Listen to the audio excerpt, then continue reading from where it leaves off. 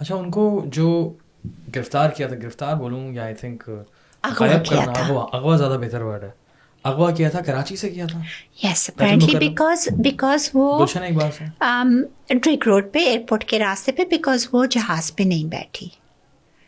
Okay. کچھ کہتے ہیں کہ اس نے شاید مائنڈ چینج کر لیا تھا کہ وہ ٹرین سے جا رہی تھی, بہرحال وہ ٹرین پہ بھی نہیں بیٹھی, وہ اسلام آباد نہیں پہنچی. اور انہوں نے کہا, میں نے کہیں پڑھا تھا کہ ان کو آئی تھنک بٹگرام یا پھر افغانستان سے پھر وہاں سے برآمد ہوئی, پھر وہاں سے برآمد ہوئی, ہاں گرفتار کیا ہے وہاں سے. نہیں کس طرح کی یہ قسم کی خبر ہے؟ اغوا یہاں سے کیا, پھر 5 سال وہ غائب. 5 سال 5 سال صفحہ ہستی سے مٹ گئی. کون سا سال تھا یہ؟ 2003 مارچ. 1 مہینے بعد مارچ آ رہا ہے 2023. پورے 20 سال ہو گئے, پورے 20 سال. مارچ 23 2003. تو وہ 5 سال تک, پھر جب بگرام سے کچھ قیدی رہا ہوئے تو انہوں نے کہا کہ وہاں پہ ایک خاتون ہے جس کو ہم نے دیکھا ہے. اوکے. اور ہم نے جب پوچھا, اس کی چیخیں سنی, ہم نے یہ کیا, پرزنر 650, اس کا قیدی نمبر 650 تھا.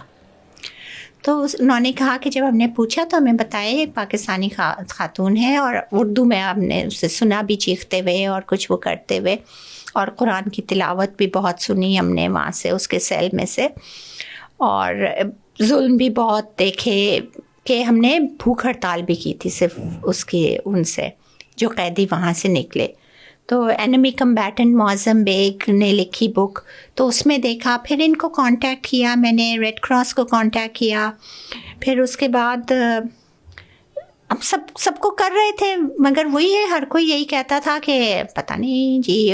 مطلب 2003 میں تو انہوں نے ایکنالج کیا, امریکہ کے بھی میڈیا میں آیا, MSNBC میں, ٹام براکر کے شو میں, کہ ہم نے پاکستان نے ISI نے پکڑا ہے, اور literally she is in the hands of the FBI, یعنی FBI کے ساتھ مل کے, اور اب امریکہ کی کسٹڈی میں ہے, حوالے کر دیا گیا ہے. یہ 2003 کی خبر ہے. اس کے بعد پھر سب غائب, امریکہ میں بھی کیس کیا, یہاں بھی کیے, سب کچھ کیا, کچھ آگے نہیں بڑھا.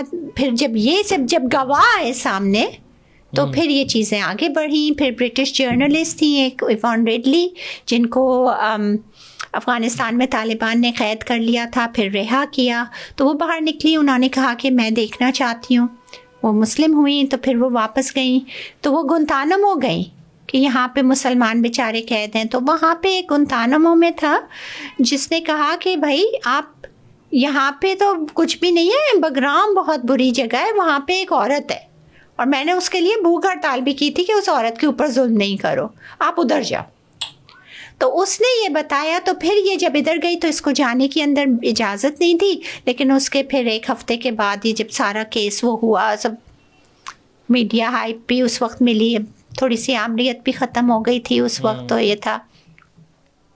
اس کے بعد جو ہے پھر ایک دم سے جو ہے انہوں نے عفیہ کو وہاں سے نکال کے ایک بچے کے ساتھ جو ہے بالکل بری حالت میں اس میں وہ کر کے, اور انہوں نے بھیجا غزنی میں اتارا. اور وہاں پہ غزنی کے گورنر کو, جو وہاں پہ جو افغانی جو شاہد ہیں, انہوں نے کہا کہ ہمارے پاس فون آیا تھا کہ بھائی تمہارے پاس ایک خودکش بمبار آ رہا ہے جو کہ ایک عورت کی شکل میں ہے نا, اس کو فوراً شوٹ کر دینا. آپ یہ وہاں پہ جب اسے اتارا کہ تم ادھر جاؤ اس طرف, اور اس کو شوٹ کرنا تھا, شوٹ کر کے انہوں نے لاش دے دینی تھی, اور یہ کرنا تھا. یہ تو ان کا تھا, وَمَكَرُوا وَمَكَرَ اللَّهُ وَاللَّهُ خَيْرُ الْمَاكِرِينَ. پتہ نہیں اللہ کو کیا منظور تھا. بہرحال اللہ کو اس وقت اس کا مرنا منظور نہیں تھا, نہ ان کو اس کے اوپر الزام لگانا منظور تھا کہ وہ کہہ دیں کہ ٹیررسٹ ہے, کہ اس کے خودکش بمبار ہے, کہ کوئی کچھ بھی کر سکتا. آپ یہ ادھر گئی نہیں, یہ سب ریڈی تھے, اس کی سارا ڈسکرپشن دیا تھا اس کو شوٹ کرنے کے لیے. وہ ادھر گئی نہیں, ایک دم اذان کی آواز آئی.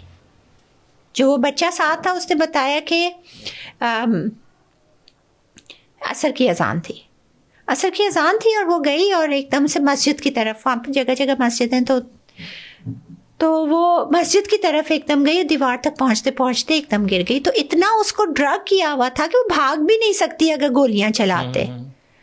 تو لیکن بس وہاں پہ حی علی الصلاح حی علی الفلاح کی آواز آئی. وہ ایک دم آواز سن کے اتنے دن میں نا وہ حواس باختہ ہو کے وہ اس کی طرف نکل گئی. اللہ نے آواز دی, وہ ادھر گئی, اس طرح بچ گئی. پھر اس کو بے ہوش دیکھا تو یہ لے کے آئے. ان کے پاس فون آیا, یہ جو ہے گورنر غزنی کا, تو انہوں نے بتایا ہمارے پاس فون آیا کہ کیا اس کو مار دیا, مل گئے. تو انہوں نے کہا ارے جس کو تم کہہ رہے تھے نا یہ تو بڑی بیمار خاتون ہے بیچاری, کوئی وہ نہیں ہے, کچھ نہیں. پھر امریکن سولجرز آئے, انہوں نے اس کو شوٹ کیا. اب شوٹ کر دیا, ٹھیک ہے, اس نے ختم ہو جانا تھا, کور اپ ہو جانا تھا, لیکن وہ وہاں پہ پھر کسی نے دیکھا کہ نہیں وہ ابھی سانس, یس کلوز رینج ایک بالکل ہارٹ کے پاس سے شوٹ ٹو کل. دیکھو جو شوٹ ٹو کنٹرول ہوتا ہے نا وہ بلو دا بیلٹ کہتے ہیں نا کہ نیچے مارو یا وہ کرو نا کہ اگر بس گرانا ہے بندے کو, لیکن اگر مارنا ہے, یہ ٹرینڈ ہے. یہ دیکھیں یہ U S military armed forces ہے, ٹرینڈ ان ویپنری. یہ کوئی وہ نہیں ہے کہ جو آپ عام وہ کریں, بتا مانگنے والے گلی کے وہ نہیں ہیں. ہاں کہ ایسی غلطی سے یوں لگا دیں. بالکل اس کے جو میں نے جو میڈیکل ریکارڈز دیکھے تو اس میں ایک بلیٹ ہول بالکل چیسٹ پہ, ہارٹ کے بالکل 1 سینٹی میٹر سے بچا ہے. کس طرح بچا ہے یہ ایکس رے میں بس معجزہ ہی ہے. علاج کہاں ہوا تھا ان کا اس وقت؟ تو پھر وہ وہاں سے پھر بگرام لے گئے.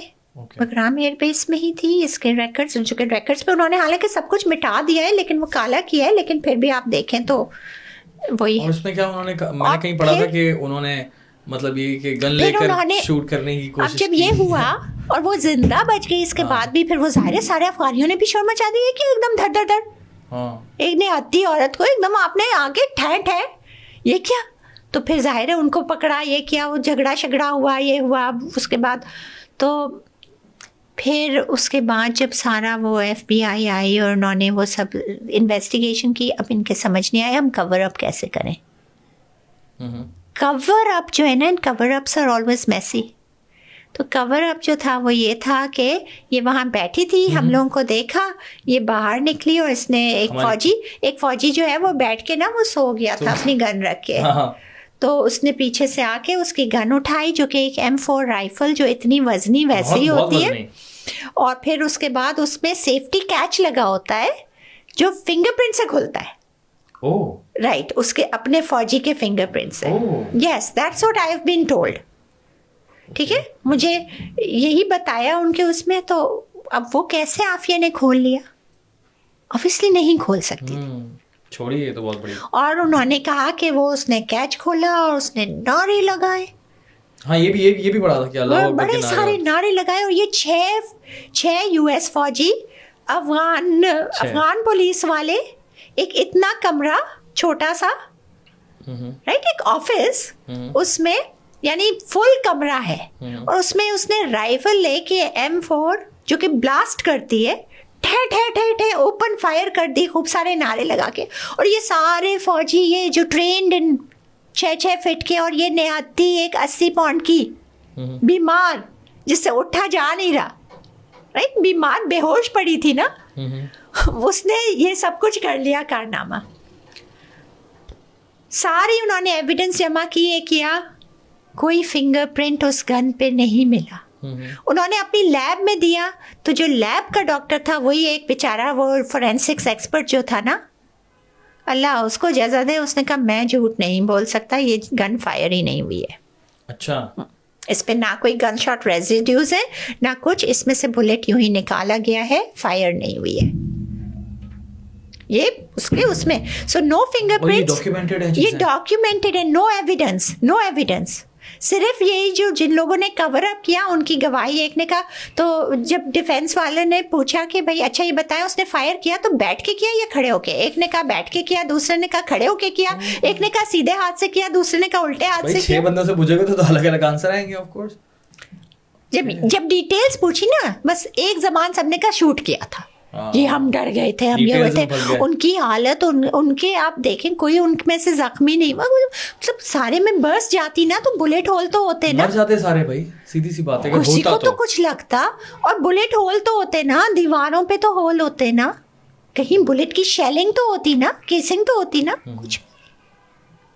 میں خود انہی کی لیب کا ڈاکٹر نے حلفیہ بیان دیا ہے کہ کوئی یہ گن نہیں چلی ہے.